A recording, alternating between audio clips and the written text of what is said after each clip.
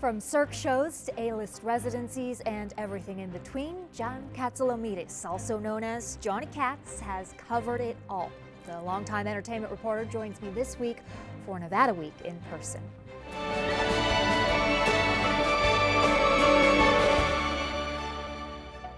Support for Nevada Week in person is provided by Senator William H. Hernnstadt and additional supporting sponsors.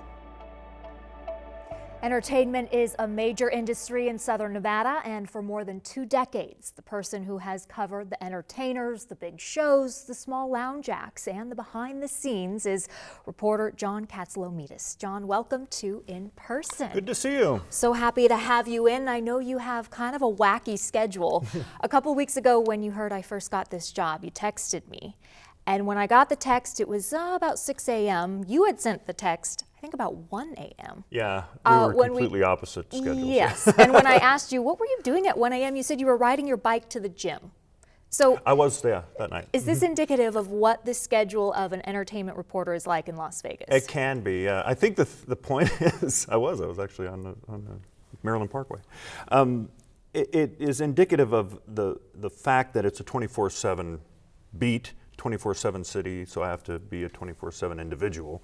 So fortunately we have 24/7 gymnasiums, and that's where I was I was doing that night. But you have to work your life in as you can, when you can, and yeah, I do a lot of that kind of thing. I'm out at all hours. I'm typically doing normal activity at unusual times.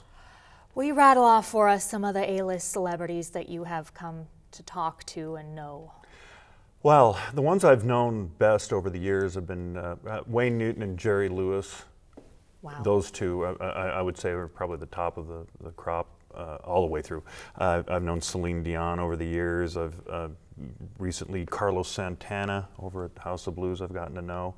And then down the line, I've just interviewed, everybody who has performed in residency in Las Vegas. That goes, Shania Twain, John Fogerty, Ringo Starr. We're having a conversation with Katy Perry next week, Luke Bryan in the current Horizon, Gwen Stefani. Goes on and on. It goes on and on. I interviewed Brad Paisley last week. He's in town.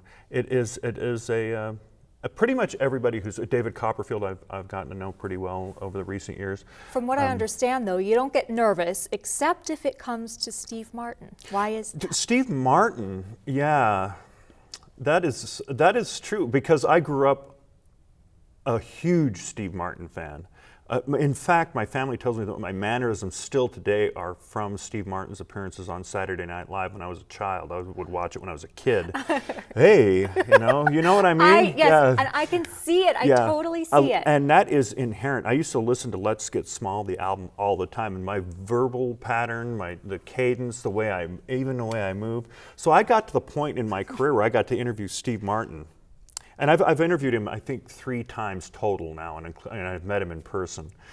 And I got on the phone with him and Martin Short, and I just fell apart. I mean, I could not maintain my composure in that instance, and that very rarely happens to me. At least I'm able to. You're talking to a famous person, and I'm a fan of a lot of entertainers, but Steve Martin, for some reason, I was just like, I was hyperventilating. Oh. And yeah, but it got to the point in that kind of conversation. I had known Martin Short. This helped me because Martin Short I'd interviewed a few years earlier on the phone, and I've gotten to know him too. And after that first conversation on the phone, they called me back and asked me some questions about Martin Short's stage show. He was coming into the Mirage, and they asked me what size kilt I would wear, what size tam, if I could catch 150 pounds if it were thrown at me.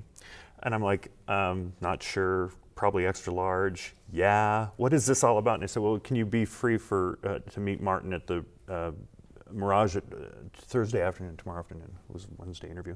So I had agreed to be on stage with Martin Short in a scene in his show. How cool. Yeah, and the scene was that we come out in kilts and a tam and to bagpipe music. Okay, if you saw his okay. show, he comes out and there's a guy with him and he walks out and then we turn and we face the audience and come out together and then he jumps into my arms and sticks his thumb in my mouth and I squeeze him like bagpipes and he bleats out Amazing Grace like he's bagpipes.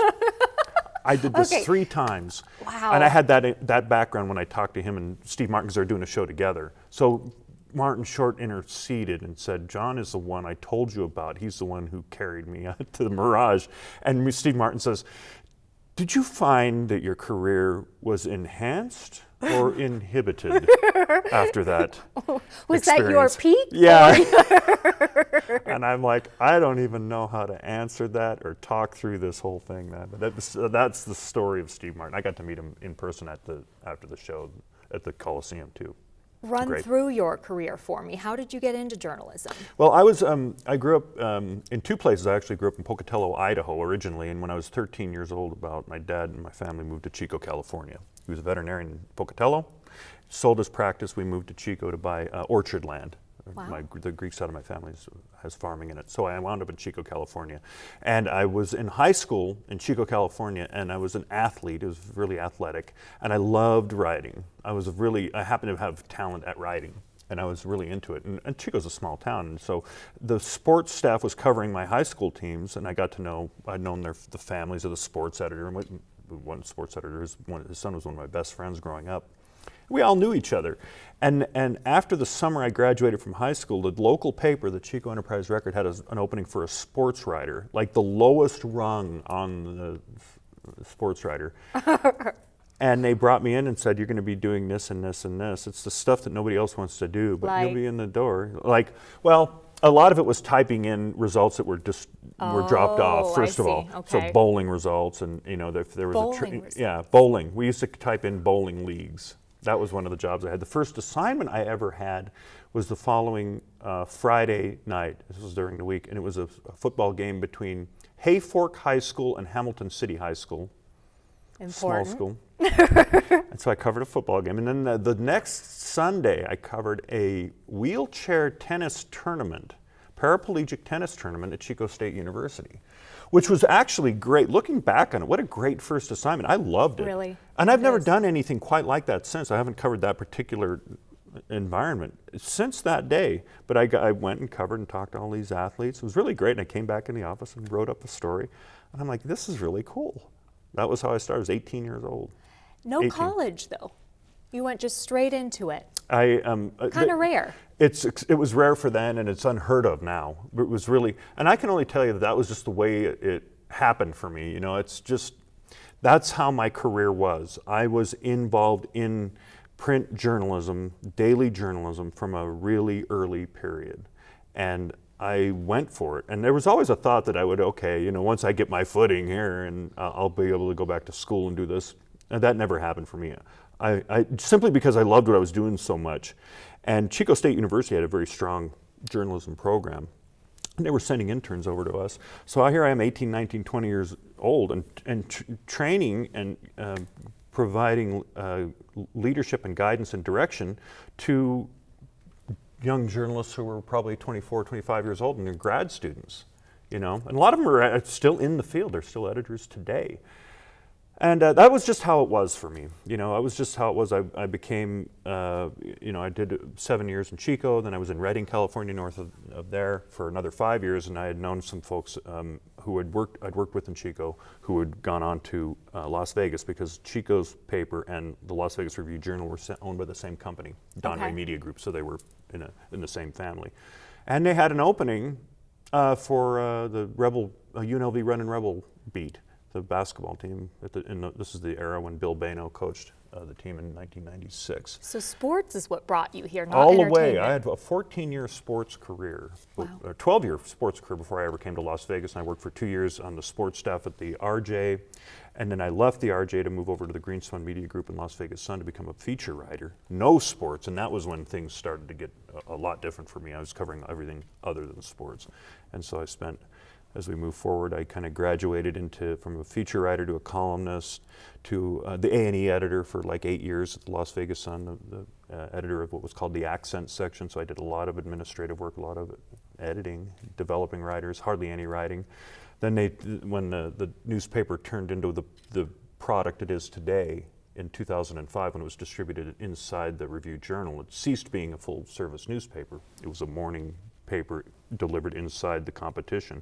I became a columnist, then I became a writer at large, and I was growing and growing and growing and expanding, and finally they said, in 2009, after I was doing all this stuff, magazine writing, column writing, whatever and wherever, I was doing a lot of digital reporting, they said, let's sit cats down and figure out how to corral this, how to herd all this information. And the idea became, let's just create a portal called the Katz Report.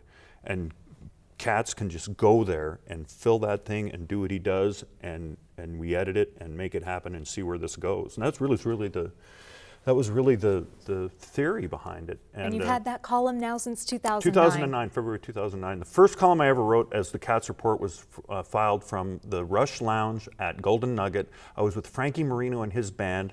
Joshua Bell showed up, the great violinist, probably the greatest American musician now. He's the maestro violinist. He was probably friends of Frankie.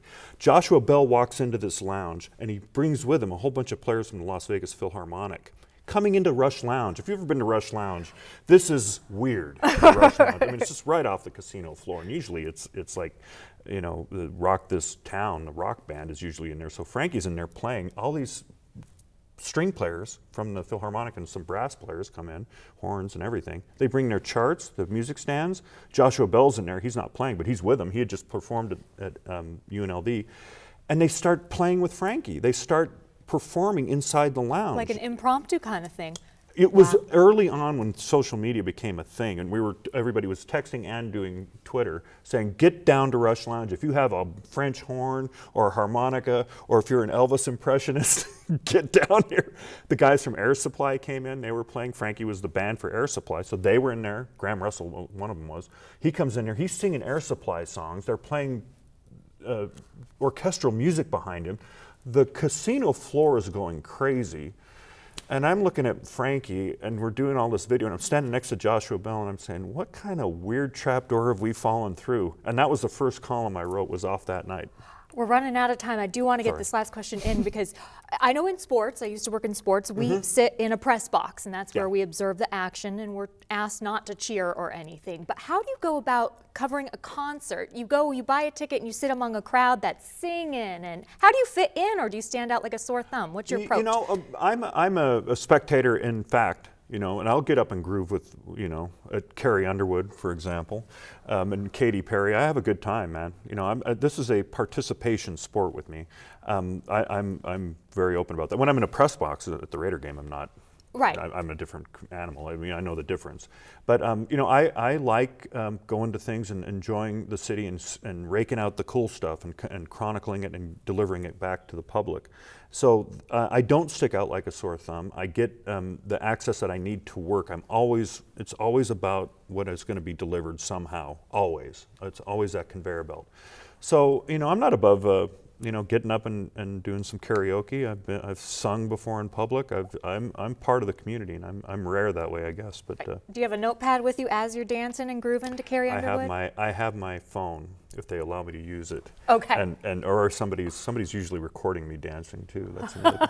But I have a good time. Yeah. Johnny Katz, thank you for your time. And Anytime. to see John's take on the Grammys' decision to move the show to Las Vegas and a lot more, go to vegaspbs.org/Nevada Week, or tune in to this week's Nevada Week at 5:30 p.m. Sunday or 7:30 p.m. Tuesday.